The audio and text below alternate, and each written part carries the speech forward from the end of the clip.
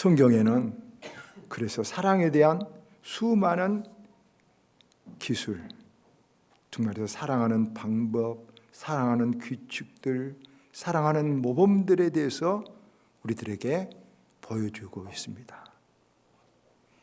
이광수 씨는 성경을 통독하고 나서 한마디로 사랑하란 말이구만 이렇게 말했다고 하는데 일리가 있습니다. 베드로전서 3장 7절에 보면 남편 된 자들에게 이와 같이 지식을 따라 너희 아내와 동거하라 하는 말이 있습니다.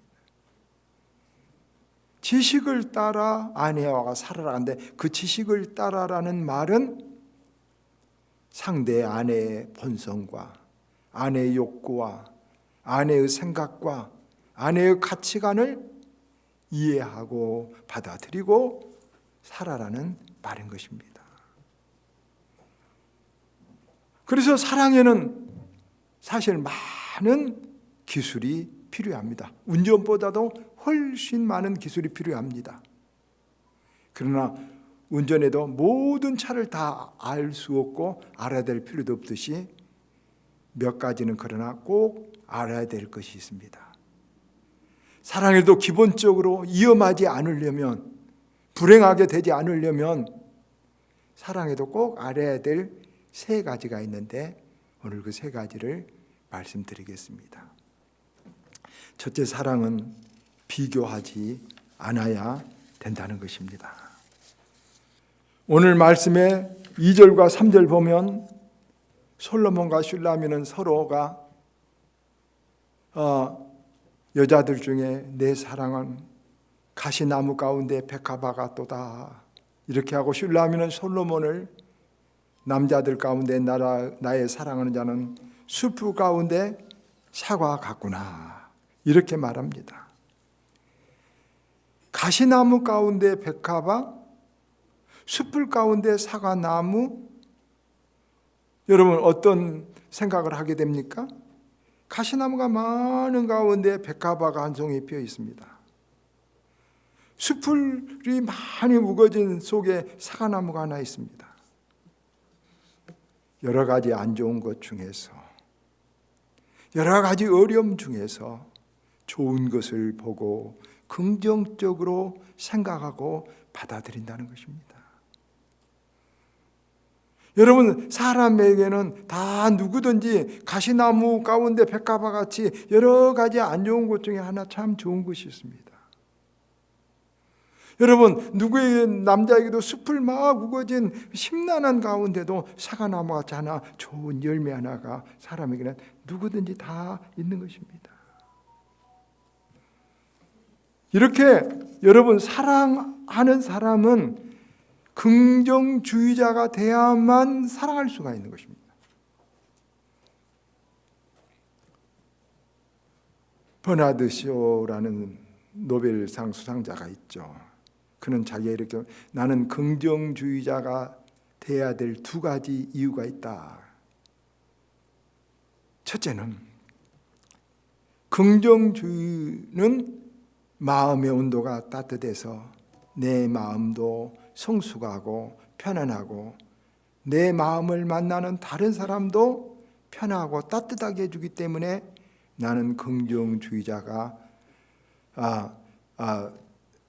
돼야 된다고 생각한다. 또 하나는 긍정할 때 능력이 커진다.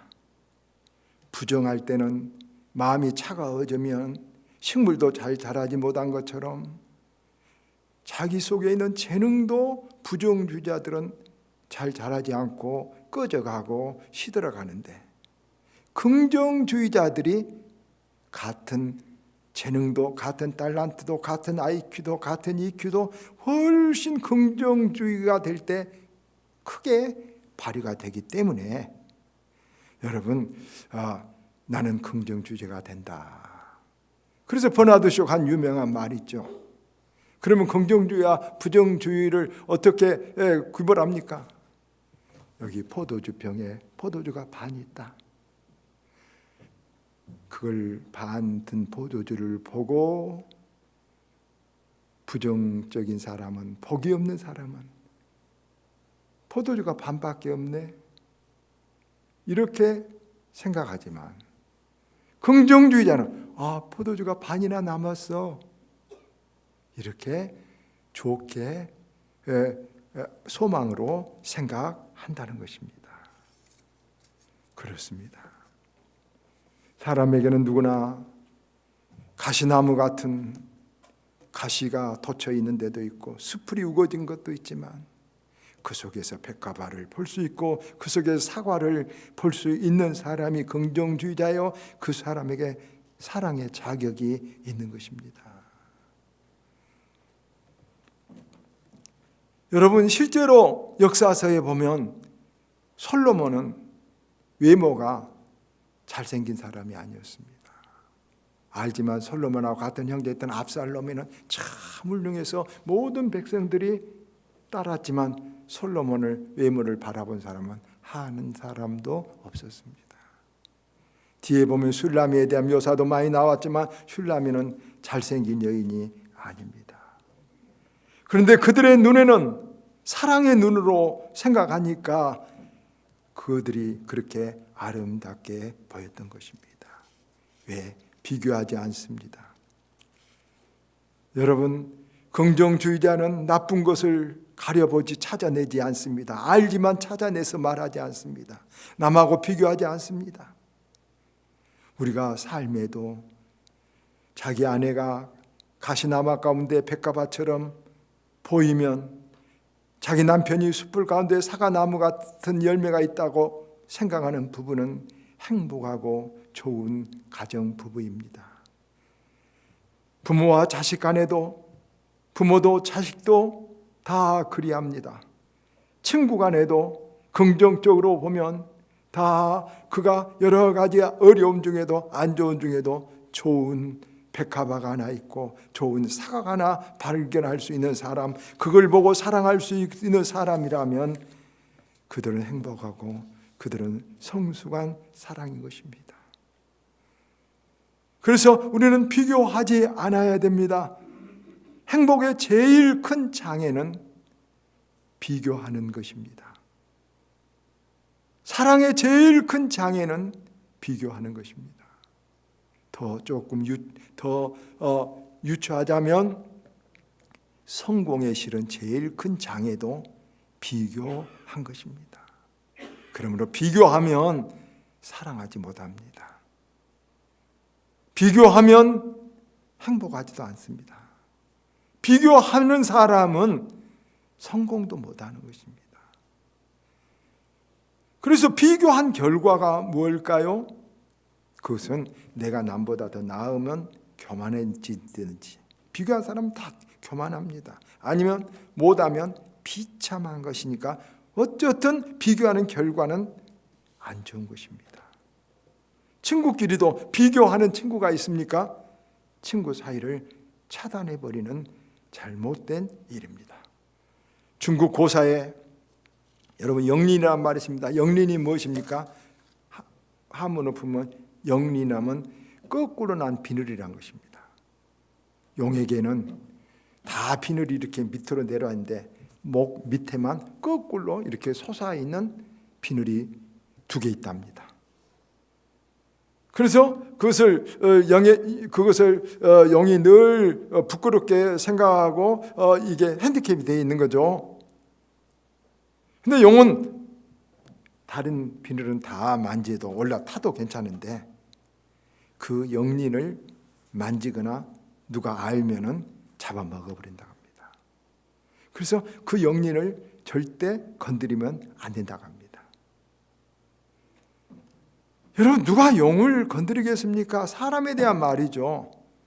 사람의 약점, 사람의 못난 점, 사람의 부족한 점을 잘 또 지적한 사람이 있습니다. 잘 또 찾아낸 사람이 있습니다. 남의 핸디캡을 잘 또 비판하는 사람이 있습니다. 영린을 건드리는 그런 사람들은 절대로 리더도 될 수 없고 성공도 할 수 없고, 여러분, 원수를 차곡차곡 만들어다 끝이 비참해지는 것입니다. 남의 열등감을 건들지 마십시오. 남의 상처를 건들지 마십시오. 남의 아픔을 찾아내지 마십시오. 남의 고통을 말하지 마십시오. 그것이 지혜인 것입니다. 여러분, 영린을 찾아냈다고 좋아서 막 속닥거리는 사람도 많습니다.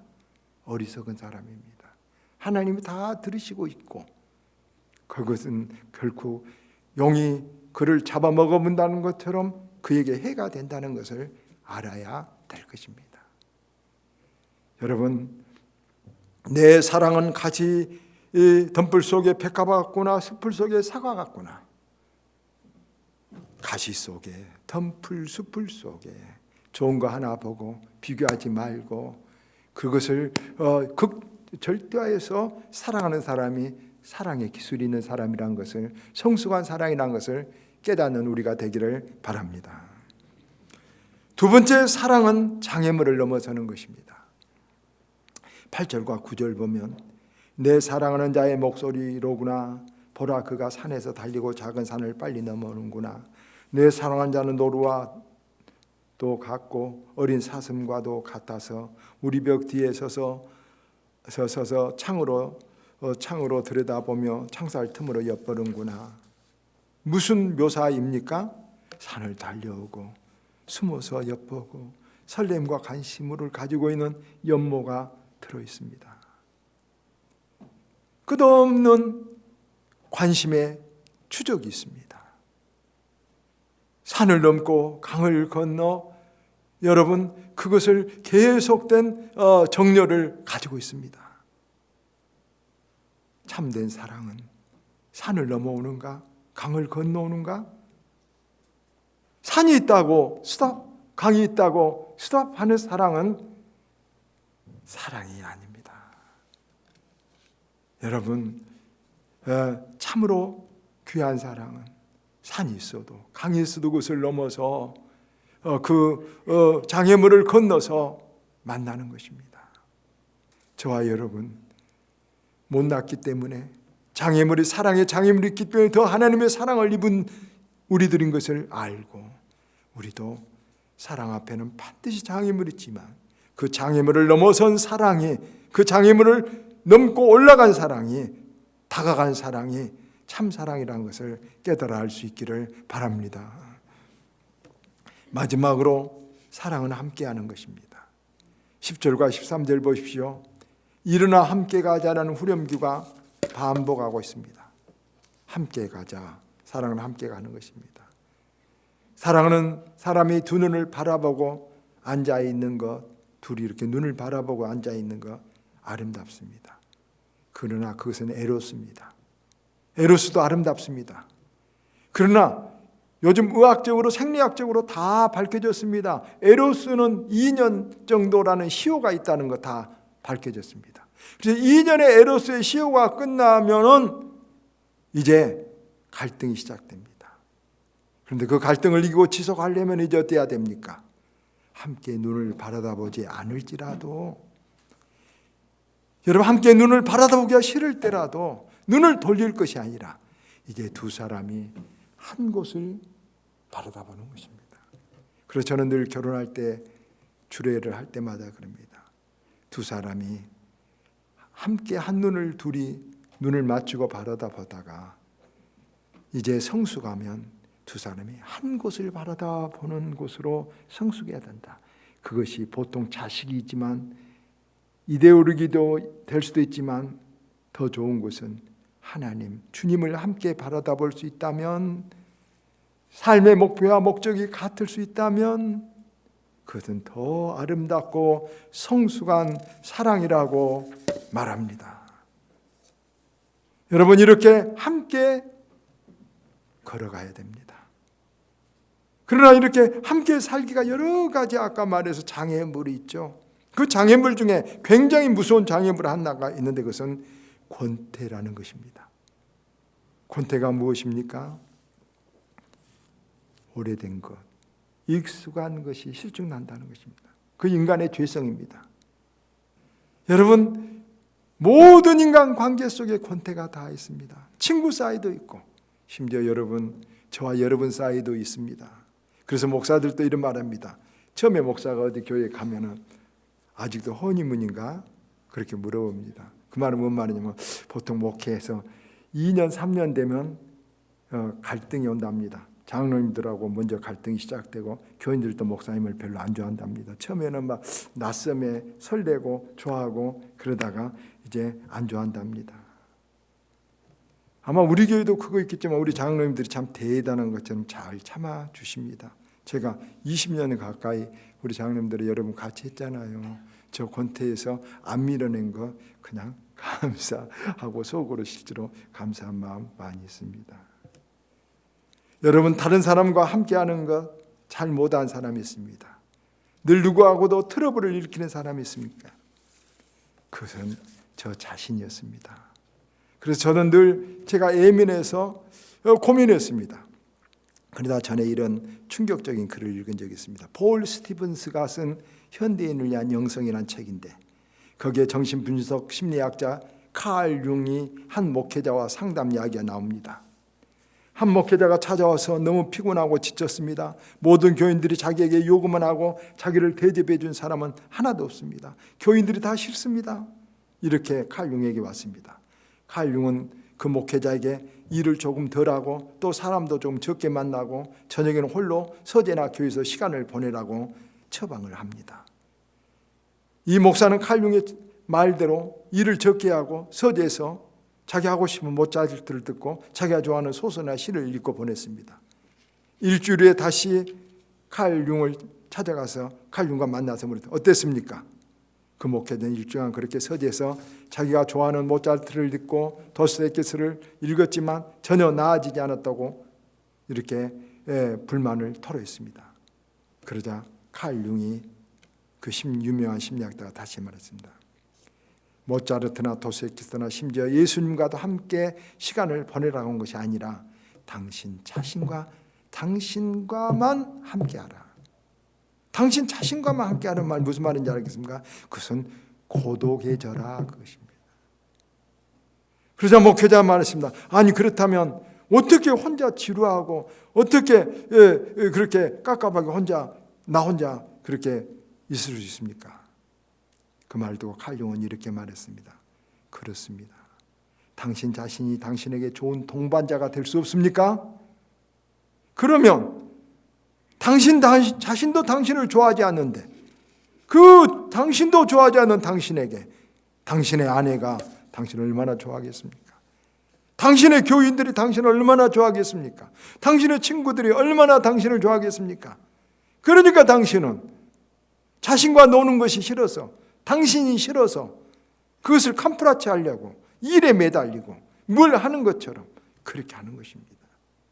당신이 당신을 힘들게 하고 피곤하게 하는 것입니다. 그렇습니다. 우리 자신이 우리 자신을 좋아하지 않는 사람은 다른 사람하고 잘 함께하지 못합니다. 여러분 저는 그걸 알았습니다. 제가 다른 사람하고 잘 함께하죠. 맨날 집에서 책이나 읽고 혼자 음악이나 듣고 혼자 놉니다. 그건 제가 자신을 나를 좋아하지 않기 때문에 다른 사람을 좋아하지 않는 것임을 제가 깨달아 알았습니다. 그러면서 그 책에 이렇게 말합니다. 칼 융이 이런 처방을 내립니다. 사람과 관계에서 누가 틀린 말을 한다. 나하고 다른 생각을 한다. 예를 들자면 어떤 사람에서 아이고 힘들어 죽겠네 하고 성질을 내면 여러분 어떻게 말합니까? 누가 저기서 수박 한 덩어리 들고 와서 놓으면서 아이고 나 죽겠네 힘들어서 막 짜증을 내면 여러분 어쩝니까? 임마 엄살 떨지 마 그럽니까? 임마 그것이 뭐가 무거워 이렇게 말합니까? 그러면 안 된다는 것입니다. 사람은 누가 무슨 말을 하든지 일단은 받아줘야 되는 거예요. 그래야 다음에 말을 그 사람과 관계를 이어간 것입니다. 아이고 나 힘들어 죽겠네. 임마 뭐가 그 수박 한 덩어리에 힘들어. 그가 팔이 다쳤는지도 모르고 그가 수박에 알레르기가 있는지도 모르고 그가 수박을 놓고 어디 자기는 먹지도 않고 갈지도 모르니까 그렇게 불평한 것입니다. 그런데 자기 똑똑한 사람들은 금방 여러분 뭐가 엄살 떨지 마. 뭐가 잘못 내도 잘못했어. 그러면 안 됩니다. 힘들지. 뭐 왜 무슨 이유가 있어? 이렇게 받아줄 수 있을 때 관계가 더 성숙하고 설득할 수 있고 그런 것입니다. 여러분 누가 나하고 틀린 말, 내 마음에 안 든 말을 할 때 어떻게 받아들이십니까? 엄살 떨지 마. 너도 잘못했어. 말도 안 소리 하지 마. 당장 이렇게 말합니까? 단언한데 그 사람은 관계가 좋지 않고 자기가 자기를 좋아하지도 않는 사람이고 또 좀 더 나가서 말한다면 성공도 못한 사람입니다. 성공하지도 못합니다. 받아주십시오. 나하고 틀린 말하고 내 마음에 안 맞은 말해도 일단은 그것을 긍정하라는 것이 아니라 그 옳다고 동의하라는 것이 아니라 왜 무슨 일이 있어? 왜 어떤 사연이 있어? 이렇게 다른 사람을 이렇게 받아주는 사람이 필요합니다. 저는 그 칼 융의 에피소드를 읽고 나서 여러분 나에게 문제가 있구나. 그래서 저는 요즘은 좀 그렇게 하려고 노력합니다. 누가 다른 말해도 네. 그러니까 제 아내나 제 동생은 저보다 뭐라 합니다. 왜 줏대가 없어? 제가 줏대가 없을까요? 저는 줏대가 너무 많아가지고 줏대를 없애려고 몸부림하고 노력하고 이렇게 누가 틀린 말해도 예, 네. 그래요? 이렇게 하고 있는 것입니다. 노력하고 있는 중입니다. 여러분 우리 다 같이 노력할 수 있기를 바랍니다. 노력해야 됩니다. 그 사람이 일단 관계가 새로워지고 그런 사람이 여러분 사람을 리드할 수 있고 그런 사람이 성공할 수 있는 사람입니다. 결론으로 말씀을 드립니다. 예수의 피로 씻음받은 우리, 저와 여러분 예수의 피로 씻음받은 줄 믿습니다. 우리 죄 용서받은 줄 믿습니다. 그 씻음받은 사람은 누구와도 함께할 수 있고 누구도 사랑할 수 있고 누구도 품이 되어줄 수 있는 것입니다. 그리고 그것이 사랑입니다. 파스칼은 말했습니다. 하나님이 우리를 평가하실 때 우리가 얼마나 일을 많이 했느냐, 우리가 어떤 능력을 가졌느냐, 우리가 세상에서 무엇이 되었느냐, 이런 것으로 우리를 하나님은 전혀 평가하지 않는다. 뭘로 평가하실까요? 하나님이 네가 얼마나 사랑했느냐로 하늘의 상급이 결정된다고 파스칼은 말하고 있습니다. 저도 동의합니다. 여러분의 사랑은 얼마나 기술이 있습니까? 기술도 없으면서, 차 운전한 것보다 더 기술이 없으면서 여러분 위험하게 사랑한다고 돌아다닙니까? 사랑이 뭔지도 모르고 사랑한다고 여러분 인생을 삽니까? 위험한 사람입니다. 사랑의 기술을 익혀야 됩니다. 사랑은 비교하지 않습니다. 사랑은 긍정적입니다.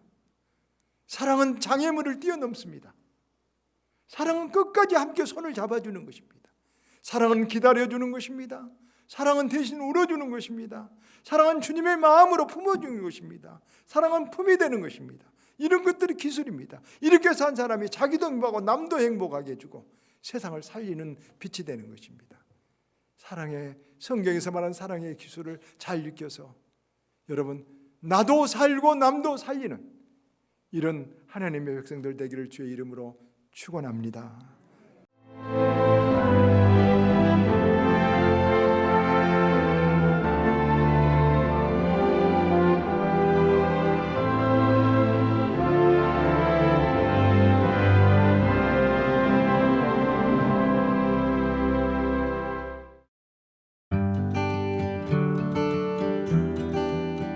아름다운 천사섬 대한민국 바다공원 신안. 눈부신 소금꽃과 끝없이 펼쳐진 생명의 갯벌. 사람과 사람을 잇고 오늘을 미래로 이어가는 곳. 이곳은 모두를 위한 휴식의 섬. 건강한 자연과 문화가 살아 숨쉬는 천사섬 신안입니다.